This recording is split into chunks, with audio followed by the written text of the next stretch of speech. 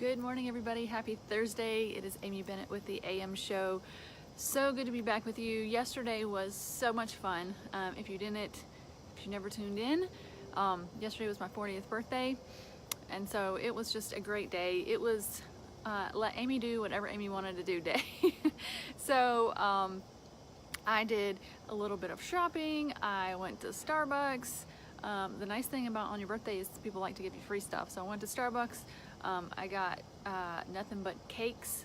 I don't know if you guys, I don't know if that's, I think it's a chain, but I don't think it's everywhere. So it's a Bundt cake. They're really yummy. So got one of those.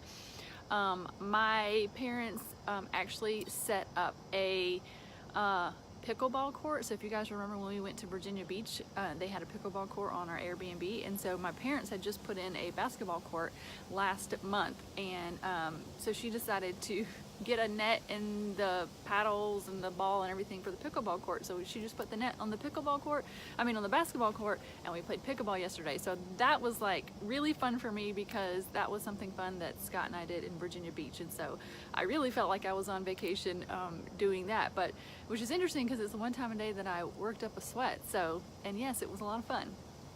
And then we went out to Juice Bar, which is one of my favorite places for lunch. And what else did we do? Oh, I went and got manicures and pedicures, and I say that's kind of separately because I decided to go get a pedicure or a manicure with my mom, and then my girls decided they wanted to go, and I'm like, well, I hadn't got a pedicure yet, so I can go back and get a pedicure with them. So I did that. So I was at the salon like twice yesterday. We went for Krispy Kreme donuts. Oh my gosh, that was a huge, you guys know I've been gluten, sugar, dairy, egg free for a while, and so eating Krispy Kreme donut yesterday felt like a huge splurge, and it was. My favorite is a chocolate covered cream filled. Oh my gosh, I enjoyed that so much. And it didn't make me sick, which is great. I mean, I can't do that every day, but what else did I do? We went out to dinner with the family, and I had it's called a Latin grill. You guys say Sabor, it's a Latin grill, but basically I had, like a rice bowl, which is some of my favorite food. Guac. You have to have guac on your birthday. And then we went out to the movies. We went to go see Ant-Man last night, and that I really wasn't like too excited to go see it, but all my kids are really into Marvel stuff and they really wanted to see it, and so I was like, and there wasn't really anything else that I was too excited to see, so I was like, okay, I want to go out to the movies. I like movies, so we'll go see it. So Scott and I looked at each other like halfway through, we're like, when does this get good? The first Ant-Man wasn't really my favorite movie either, so if you're debating going to see it, I would just say I think younger kids would really like it. It is really funny, but I would not pay theater prices for it. See it when it comes out on, all the things that it comes. I used to say DVD, but now like we always rent stuff on Amazon, Redbox. When it comes out at home, I would watch it. Anyway, so it was just a fun day. It was just a fun day. I just, do whatever I wanted, which was awesome. Can't do that every day. It's back to work, back to regular, regular old life today, which is great. I love my life. So that's good. So I just wanted to give you an update on that. So the thing that I wanted to talk about is something actually that I had on my mind on Tuesday. Why is Bella wanting out?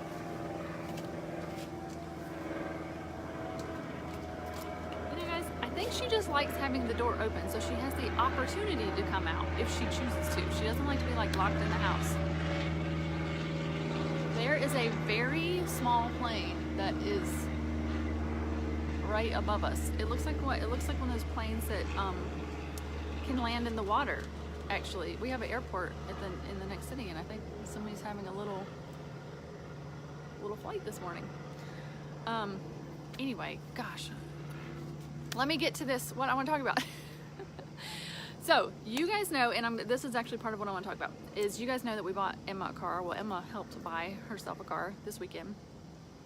And when we were driving it home, I was following them, and we saw a lot of black smoke coming out the back of it. And I was like, oh no, did we just buy a lemon?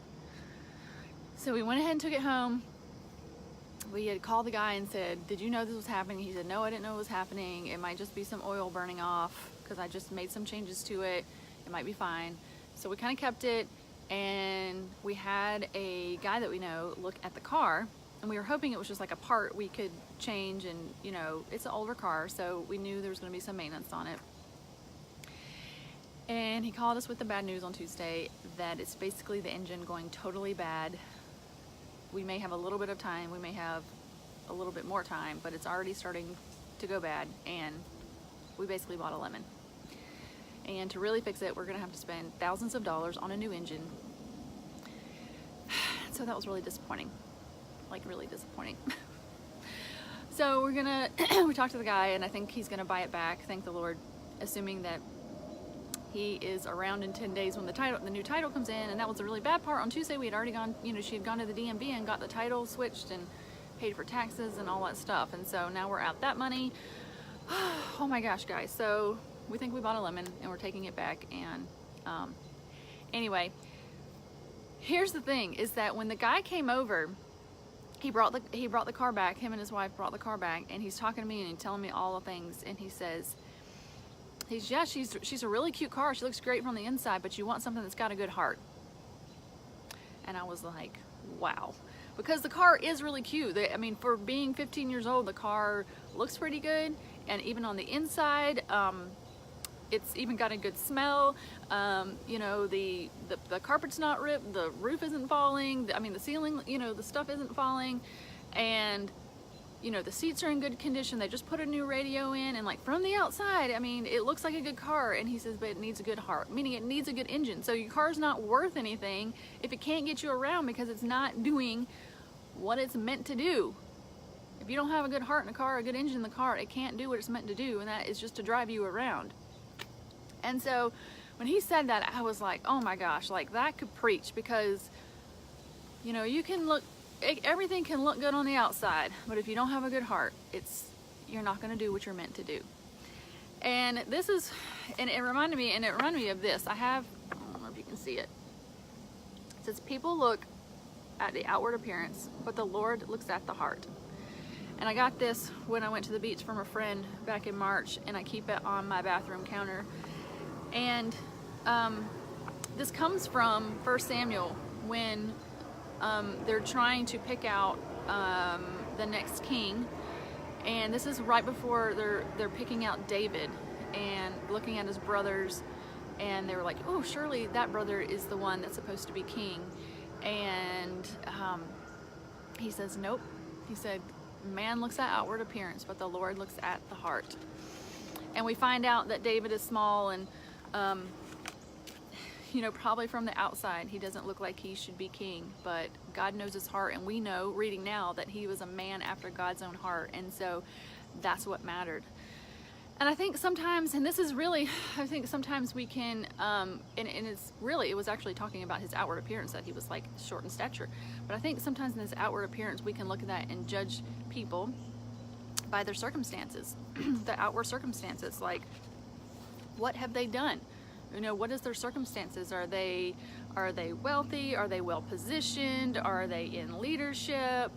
You know, we can judge people by the outward appearance, their circumstances. We can also judge people by their past. Oh man, do we judge people by their past and whether they could make a difference? You know, divorce, abortion, all of these things. We think, oh my gosh, if they've done these things, then there's no way that God could use them in the future. We look at people's financial statements. If they're broke, we're like, there's no way they can do anything. So, we do sometimes look at physical features. I think of, do you guys know Nick Vujicic? I don't know how to say his last name. It's Vujicic. He's like, he's the guy, he's been on Facebook around, he has no arms and no legs. And he's a motivational speaker. It would be so easy for us before we knew him to just count him out. He doesn't have arms and legs. What could he do, right? And I think about Josiah. I don't know if you know Josiah Cullen, and his mother was on my podcast, and he is autistic and does not speak. He's mute. And you go, well, how could somebody that can't even speak make a difference for the Lord? And oh my gosh, it's a long story, but he is making a difference for the Lord. And it's so easy that we look at the outward appearance of people and judge them. So just like the guy came in or we looked at our car and say, we're not, the thing is, we're not car experts, but we looked at the outside and like, oh, they kept up with the outside, they kept up with, the inside of the car, the engine's probably good. I mean, problem is we're not car experts, but when the car expert came in, he knew what to look for and he knew what he was doing. And I think we try to be people experts, and we try to like do all the little things and check all the things and say, okay, we're judging one way or the other. And the thing is, God is the best people judge. I don't know if that's a thing. God is the people expert. And here's the thing that I want to say. We are the worst when we judge ourselves. We judge our own outward appearance about whether God can use us. Forget whether we judge other people. We're our own worst critic. We say, Lord, like, you know my past. You know what I've done. There's no way that you could use me. There's no way people would listen to me.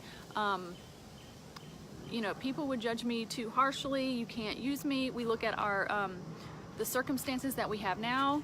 I have no influence. I'm not connected to the right people. I'm not in the right circles.